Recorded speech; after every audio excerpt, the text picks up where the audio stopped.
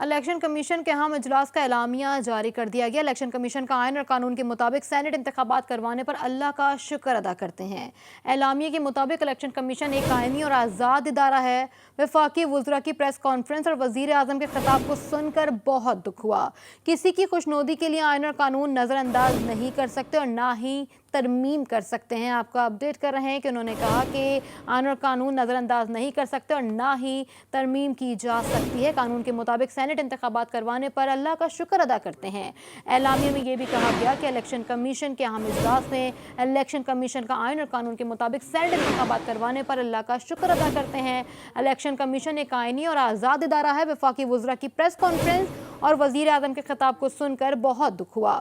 کسی کی خوشنودی کے لیے آئین اور قانون نظر انداز نہیں کر سکتے اور نہ ہی ترمیم کر سکتے ہیں۔ وزیر اعظم کے خطاب سے بہت دکھ ہوا۔ الیکشن کمیشن کے اہم اجلاس کا اعلامیہ جاری کر دیا گیا۔ الیکشن کمیشن کا آئین اور قانون کے مطابق سینٹ انتخابات کروانے پر اللہ کا شکر ادا کرتے ہیں۔ الیکشن کمیشن ایک آئینی اور آزاد ادارہ ہے۔ وفاقی وزراء کی پریس کانفرنس اور وزیر اعظم کے خطاب کو سن کر بہت دکھ ہوا۔ کسی کی خوشنودی کے لیے آئین اور قانون نظر انداز نہیں کر سکتے اور نہ ہی ترمیم کی جا سکتی ہے۔ کسی کی خوشنودی کے لیے آئین اور قانون نظر انداز نہیں کیا جا سکتا۔ اعلامیے میں یہ بات واضح کر دی گئی ہے۔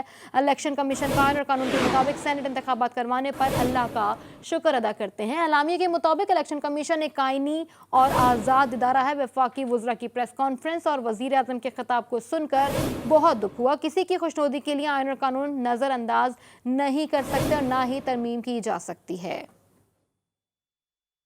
مزید تفصیلات جان لیتے ہیں نمائندہ جی ٹی وی نیوز وقار علی سید سے۔ وقار، اعلامیے میں مزید کیا کہا گیا ہے؟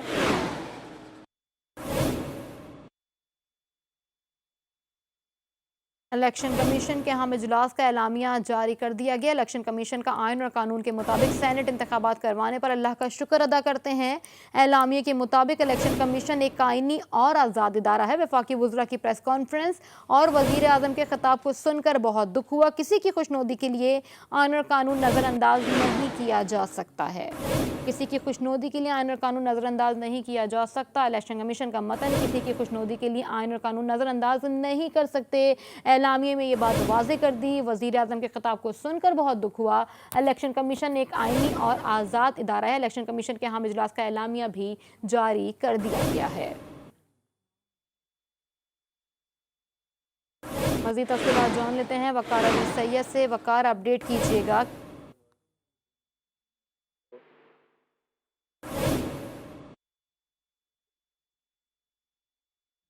سینٹ الیکشن، وزیر اعظم کے الزامات پر الیکشن کمیشن میں اہم اجلاس آج طلب کیا گیا تھا۔ وزیر اعظم عمران خان کے الیکشن کمیشن کے خلاف الزامات پر الیکشن کمیشن میں اہم اجلاس طلب کیا گیا تھا، جبکہ چیف الیکشن کمشنر سکندر سلطان راجہ کی جانب سے طلب کیے گئے اجلاس میں الیکشن کمیشن کے دیگر ممبران بھی شریک ہوں گے۔ اجلاس میں وزیر اعظم کے الیکشن کمیشن سے متعلق الزامات اور بیانات کا جائزہ لیا جائے گا، جبکہ الیکشن کمیشن نے وزیر اعظم کی بیان کی ویڈیو بھی حاصل کر لی ہے۔ سینٹ الیکشن کے معاملے پر قوم سے خطاب میں وزیر اعظم عمران خان نے الیکشن کمیشن پر بھی برہمی کا اظہار کیا اور کہا کہ الیکشن کمیشن نے ملکی اخلاقیات، جمہوریت کو نقصان پہنچایا تھا۔ اجلاس میں وزیر اعظم کے الیکشن کمیشن سے متعلق الزامات اور بیانات کا جائزہ لیا گیا ہے، جبکہ الیکشن کمیشن نے وزیر اعظم کے بیان کی ویڈیو بھی حاصل کر لی تھی۔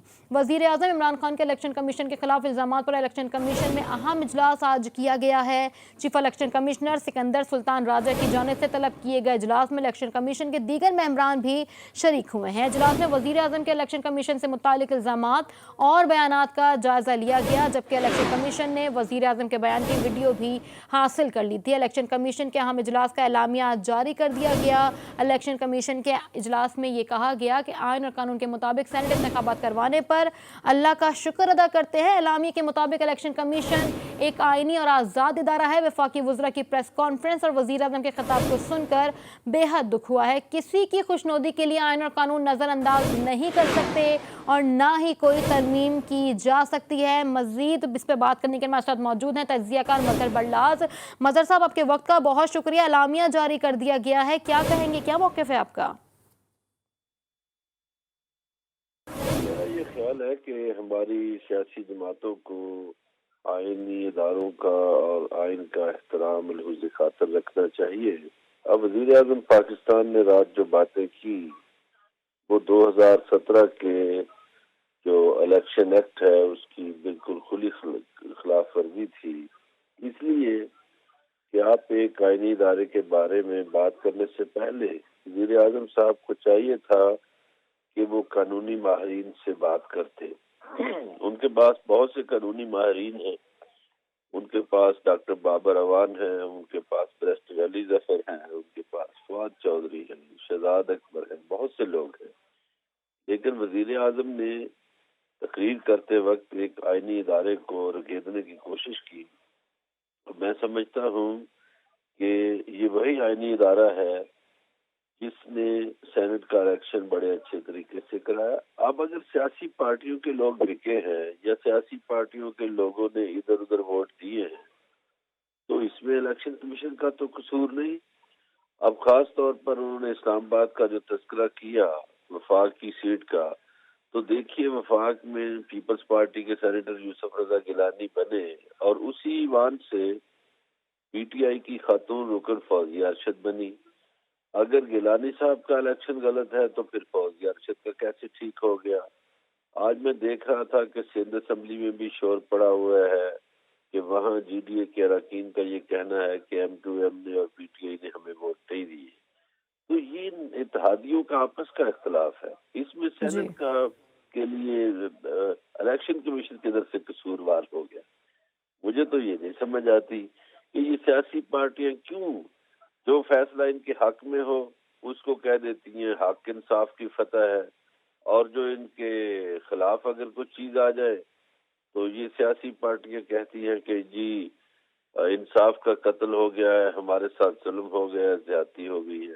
تو یہ اپنی صفوں کو دیکھیں، ان کو ٹھیک کریں، اپنے ضمیروں کو چیک کریں. سیاستدانوں نے جو منڈیاں لگائیں یا ضمیر فروشی کی اس کا ذمہ دار نہ الیکشن کمیشن ہے، نہ سپریم کورٹ آف پاکستان ہے، نہ ہی پاکستان کا کوئی اور ادارہ ہے. یہ لوگ خود ذمہ دار ہیں. جی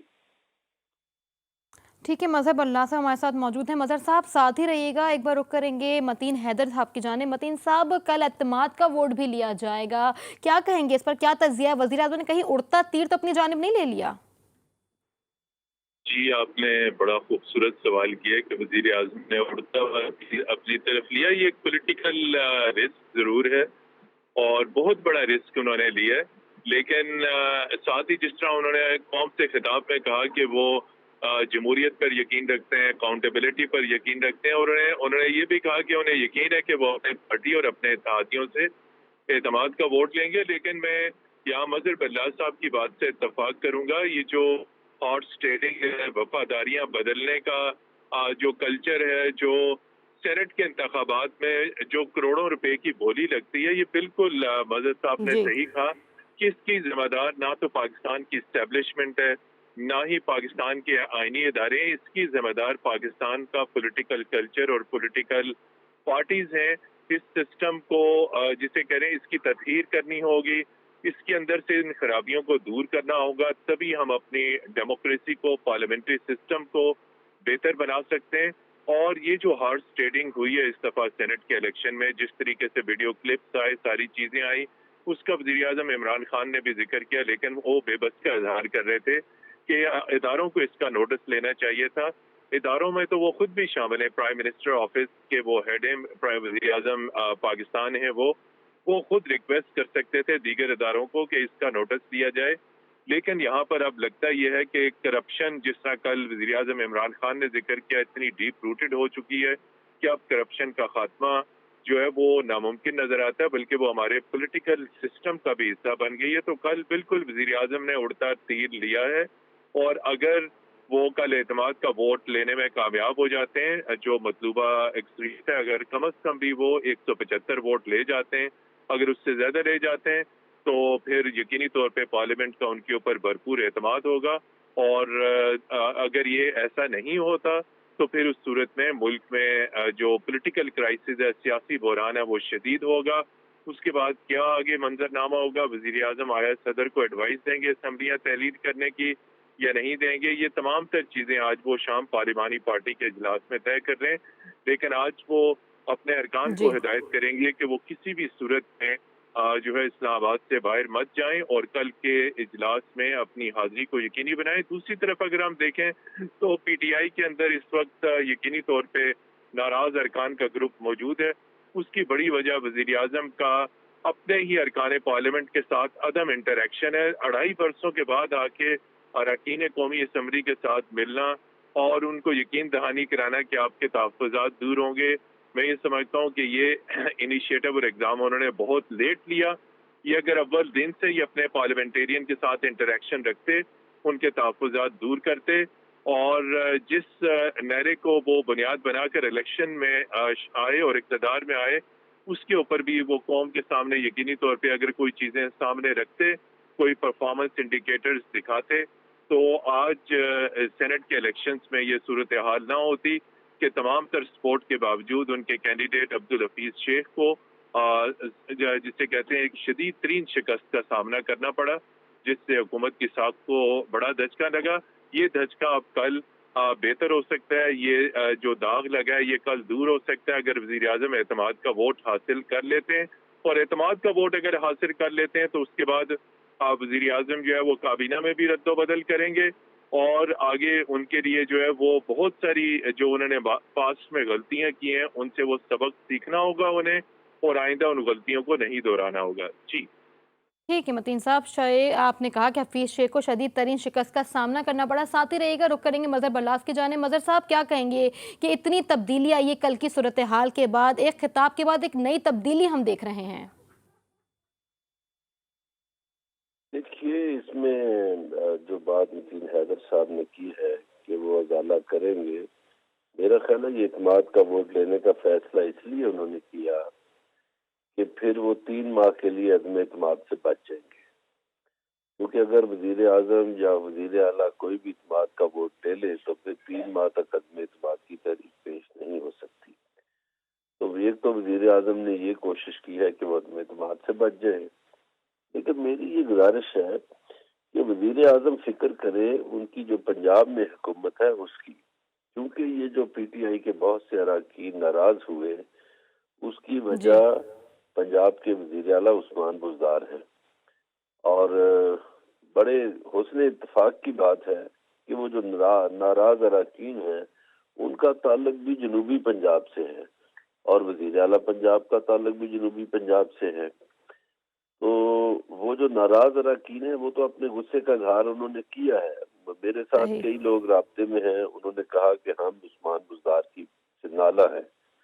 تو بہت سے لوگوں نے, وزیر اعظم کے مخلص دوستوں نے, کچھ اداروں نے بھی سمجھانے کی کوشش کی کہ پنجاب میں آپ اپنا وزیر اعلیٰ تبدیل کر دیں, لیکن وزیر اعظم صاحب بضد رہے کہ نہیں, عثمان بزدار جو ہے اس میں سے وسیم اکرم پرس برآمد کرنا ہے.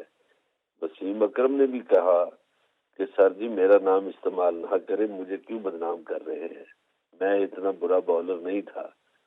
تو وہ جو ناراض اراکین ہیں ان کو سنبھالنا بڑا مسئلہ ہے. وزیر اعظم پنجاب پہ توجہ دیں. پنجاب کے وزیر اعلیٰ کے خلاف عدم اعتماد کی تحریک آ رہی ہے جسے سنبھالنا پی ٹی آئی کے لیے شاید بہت ہی مشکل ہو, اور اسی طرح چیئرمین سینٹ کے لیے. اب جب عددی اکثریت میں اپوزیشن کی تعداد زیادہ ہے تو وہ ایک ہی صورت میں اب صادق سنجرانی چیئرمین سینٹ بن سکتے ہیں کہ پی ڈی ایم میں پھوٹ پڑ جائے, نون لیگ ناراض ہو جائے یا مولانا صاحب ناراض ہو جائیں, پیپلز پارٹی ان سے ناراض, یعنی تینوں پارٹیاں ایک دوسرے سے ناراض ہو جائیں, جن کی ناراضگی ابھی تو نظر نہیں آ رہی. تو اب اگر آج کل اعتماد کا ووٹ لے بھی لیں پرائم منسٹر, تو ان کو 12 تاریخ کو چیئرمین سینٹ کے موقع پر شکست ہوگی, تو حکومت کو اب پے در پے شکستوں کا سامنا کرنا پڑے گا.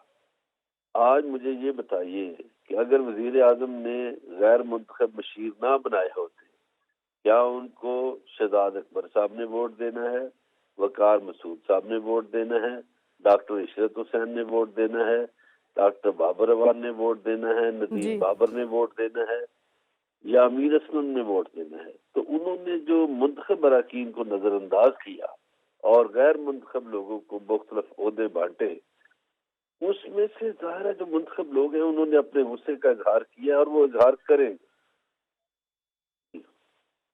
ठीक है, मुजाहिद बरेलवी साहब हमारे साथ अब भी मौजूद हैं, एंकर पर्सन। मतलब साहब साथ ही रहिएगा, रुक करेंगे मुजाहिद साहब की जानिब। मुजाहिद साहब, आपके वक्त का बहुत शुक्रिया। क्या कहेंगे, इलेक्शन कमीशन का जवाब आ गया, जवाब में लिखा है कि आइन और कानून के मुताबिक सेनेट इंतखाबात करवाने पर अल्लाह का शुक्र अदा करते हैं, क्या मौक़िफ़ है आपका? देखिए, एक तो खैर मैं मजहर को, बल्ला साहब को और वकील हैदर को की मैं गुफ्तगू सुन रहा था, और मैं पूरा तौर पर इत्तफाक करता हूँ कि चाहे हुकूमत हो या अपोजिशन, यानी जहाँ अब इंदिरानी के साथ जो जीते थे उस वक्त मीर हाजिर खां के साथ जो हुआ था, तो कहा गया जी इस्टेब्लिशमेंट का हाथ है, और उस वक्त जिम्मेदार ठहराया गया, बल्कि नाम तक ले लिया गया DGISI का। अब अगर आप गिलानी साहब जीत जाते हैं तो इसके मैं गैर जानिबदार है। इसका का इलेक्शन वो हो तो दुरुस्त, अगर नौशेरा में PTI हार जाए तो कहे जी आजादाना इलेक्शन हुआ। यानी मैं मिसालें अगर देता हूँ दिल्ली इलेक्शन की, और ये बार कि हमेशा इमरान खान नहीं, उनके पीछे वालों से मुकाबला है। तो ये जो असल ये है कि चाहे पीस पार्टी हो या नून लीग हो, जैसा कि उस वक्त इंजरानी के वक्त 15 उनके सेनेटर भाग गए, और वो जी। उन्होंने एक्सेप्ट किया फ्लोर ऑफ द हाउस पे, क्या हमारे गए लोग। अब यही इमरान खान साहब जो कह रहे हैं कि उनके 17 बिक गए, लेकिन इस वक्त वो उनके खिलाफ इसलिए कदम नहीं उठा सकते कि उन्हें कल वोट ऑफ कॉन्फिडेंस लेना है। हो सकता है इसके बाद ले। तो मेरा तो ये ख्याल है कि अब वो मरहला आ गया है, और ये भी दुरुस्त के खान साहब ने जो अपने इलेक्टेड MNAs थे या इत्तेहादी थे, उनसे ज्यादा एक भीड़ जमा कर ली गैर मुंतखब लोगों की, टेक्नोक्रेट की, टेक्नोस की। देखा आप साहब, सबको पता है सीनियर लोग हैं, असल काम तो सेक्रेटरी करते थे ना। मिनिस्टर जमाने में भी कोई आज नहीं हो, चाहे भुट्टो साहब की असेंबली देख लें, अयूब खान की देख लें, बात की देख लें, मिनिस्टर जरूरी नहीं है, वो पॉलिटिकल लोग होते हैं, उनका काम टेक्निकल लोग तो नहीं होते ना। चाहे फाइनेंस के हों, चाहे बड़े बड़े लोग जो थे वो कोई आलिम फाजिल नहीं होते थे। मैं किस का नाम लूं, वो इन सेक्रेटरीज का, इन टेक्नोक्रेट्स का, इनका काम होता था ये काम करें। लेकिन पॉलिटिकल आदमी को क्योंकि जवाबदेह होना पड़ता है हल्के को, पार्टी को, तो डिलीवर करता है। ये लोगों को तो डिलीवर नहीं करना। साहब आज यहाँ से उठेंगे, अब IMF से जाएंगे, वर्ल्ड बैंक यहाँ से उठेंगे, ठीक है पार्टी मुजाहिद में साहब, चले हमारे जाएंगे, साथ ही रहिएगा, आपका कहना भी बिल्कुल ठीक है। साबिक अटॉर्नी जनरल अशतर असाफ साहब हमारे साथ मौजूद हैं। अशतर साहब, आपके वक्त का बहुत शुक्रिया। चीफ इलेक्शन कमिश्नर की सरबराही में होने वाले इजलास में आज ये कहा गया है कि हमें खुशी है, अल्लाह का शुक्र अदा करते हैं कि हमने सही आइन के मुताबिक ये इलेक्शन लिया है। इलेक्शन कमीशन ने यह भी कहा कि सेनेट इलेक्शन आइन और कानून के मुताबिक करवाने पर शुक्र अदा करते हैं। सेनेट इलेक्शन खुश असलूबी से इख्तिताम पजीर हुआ, इस पर भी खुदा का शुक्र है। क्या कहेंगे, क्या पॉइंट्स हैं आपके?